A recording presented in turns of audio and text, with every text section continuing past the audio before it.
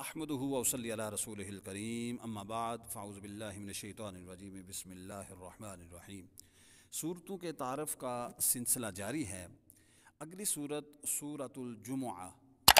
سورہ جمعہ مدینہ منورہ میں نازل ہوئی۔ تفسیر خازن، اس صورت میں 2 رکوع 11 آیتیں ہیں۔ 7 دنوں میں سے ایک دن کا نام جمعہ ہے، اور اس دن سورج ڈھلنے کے بعد جو نماز ادا کی جاتی ہے اسے نماز جمعہ کہتے ہیں، یعنی زور کا وقت۔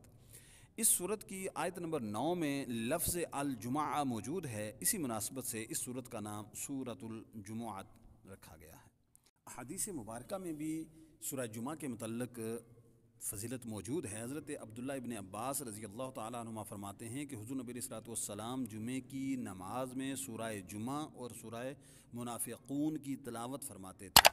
مسلم شریف۔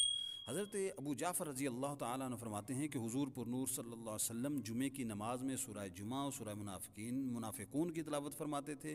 سورہ جمعہ کی تلاوت کے ذریعے مسلمانوں کو بشارت دیتے اور مزید نیک اعمال کرنے پر ابھارتے تھے، جبکہ سورہ منافقون کے ذریعے منافقوں کو مایوس کرتے اور ان کی سرزنش فرماتے تھے۔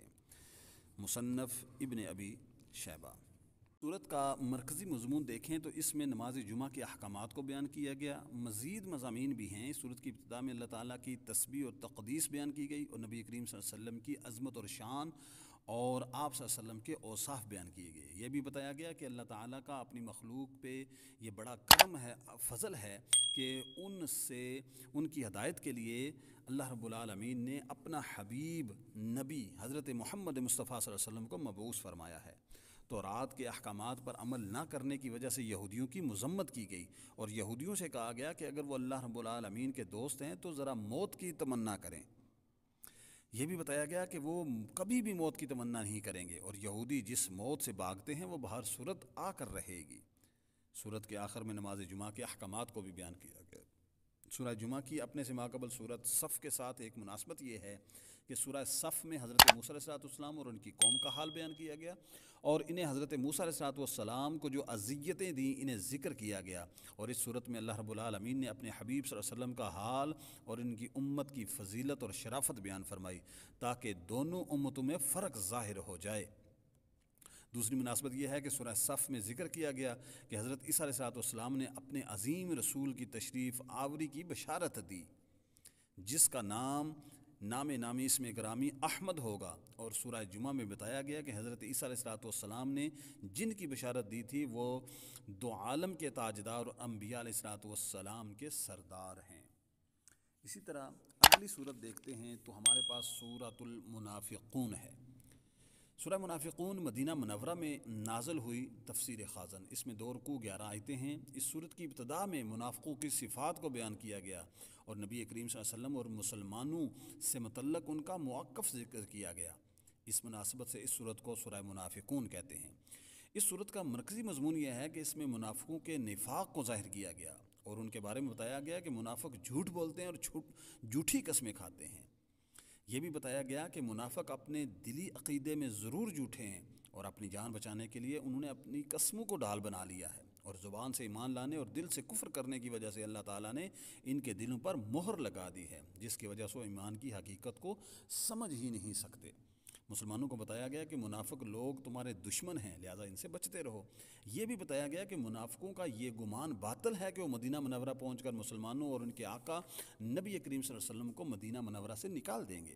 اس صورت کے آخر میں مسلمانوں کو ترغیب دی گئی کہ وہ اللہ تعالیٰ کی اطاعت اور اس کی عبادت کرنے میں مصروف رہیں، اندرونی اور بیرونی دشمنوں سے مقابلے کے لیے اللہ کی راہ میں مال خرچ کرتے رہیں، اور اس میں دیر نہ کریں، کیونکہ موت کا وقت کسی کو معلوم نہیں۔ سورہ منافقون کا اپنے سے ماقبل صورت سورہ جمعہ کے ساتھ ایک مناسبت یہ ہے کہ سورہ جمعہ میں مسلمانوں کا ذکر کیا گیا، اور اس صورت میں ان کی ضد یعنی مسلمانوں کی ضد یعنی کہ منافقوں کا ذکر کیا گیا۔ دوسری مناسبت یہ ہے کہ سورہ جمعہ میں یہودیوں کا ذکر کیا گیا جو زبان اور دل دونوں سے نبی کریم صلی اللہ علیہ وسلم کو جھٹلاتے تھے، اور سورہ منافقون میں ان لوگوں کا ذکر کیا گیا جو زبان سے حضور نبی علیہ السلام کی نبوت کا اقرار کرتے اور دل سے ان کے منکر تھے۔ اس کے بعد دیکھتے ہیں اگلی صورت ہے سورہ تغابن۔ اکثر مفسرین کے نزدیک سورہ تغابن مدنیہ ہے، اور بعض مفسرین کا قول یہ ہے کہ آیت نمبر 14 یا ایھا الذین آمنوا ان من ازواجکم سے شروع ہونے والی 3 آیتوں کے علاوہ یہ صورت مکیہ ہے تفسیر خازن۔ اس میں 2 رکوع اور 18 آیتیں ہیں۔ تغابن کا لفظی معنی ہے خرید و فروخت میں نقصان پہنچانا، اور یہ قیامت کے دن کا بھی ایک نام ہے۔ اس صورت کی آیت نمبر 9 میں بتایا گیا کہ قیامت کا دن یوم تغابن ہے، یعنی نقصان اور خسارے کا دن۔ اس مناسبت سے اسے سورہ تغابن کہا جاتا ہے۔ اس صورت کا مرکزی مضمون دیکھیں تو عقائد کے متعلق امور کو بیان کیا گیا، اس کے ساتھ ساتھ اللہ تعالیٰ کی صفات بیان کی گئیں جو اس کے علم، قدرت اور عظمت پر دلالت کرتی ہیں۔ اللہ تعالیٰ کے رسولوں علیہ الصلوۃ والسلام اور ان کے بشر ہونے کی وجہ سے جھٹلانے والی سابقہ امتوں کا انجام بیان کر کے کفار کو ڈرایا گیا۔ مرنے کے بعد دوبارہ زندہ ہونے کا انکار کرنے والوں سے قسم کے ساتھ فرمایا گیا کہ انہیں دوبارہ زندہ کیا جائے گا۔ قیامت کے دن کے بارے میں بتایا گیا کہ وہ دن ہارنے والوں کی ہار ظاہر ہونے کا دن ہے۔ یہ بھی بتایا گیا کہ ہر مصیبت اللہ تعالیٰ کے حکم سے پہنچتی ہے۔ یہ خبر بھی دی گئی کہ تمہاری بیویوں اور تمہاری اولاد میں سے وہ تمہارے دشمن ہیں جو اللہ تعالیٰ کی اطاعت سے روکتے ہیں، تو ان سے احتیاط رکھو۔ سورت کے آخر میں تقویٰ، پرہیزگاری اختیار کرنے، اللہ تعالیٰ کے دین کی سربلندی کے لیے اس کی راہ میں مال خرچ کرنے اور بخل اور لالچ سے بچنے کا حکم دیا گیا۔ اللہ تعالیٰ کی دین کی سربلندی کی خاطر اپنا مال خرچ کرنے والے نیک لوگوں کے اجر کو دگنا کرنے کی بشارت بھی دی گئی ہے۔ سورہ تغابن کے اپنے سے ماقبل سورہ منافقون کے ساتھ مناسبت یہ ہے کہ سورہ منافقون میں منافقوں کی صفات بیان کی اور مسلمانوں کو ان سے بچنے کا حکم دیا، اور سورہ تغابن میں کافروں کی صفات بیان کر کے مسلمانوں کو ان سے بچنے کا حکم دیا۔ اللہ رب العالمین کی بارگاہ میں دعا ہے اللہ تعالی ہمیں دشمنوں سے یعنی منافقون اور کفار سے بچنے کی توفیق عطا فرمائے، دین کی سمجھ اور اس پر عمل کی توفیق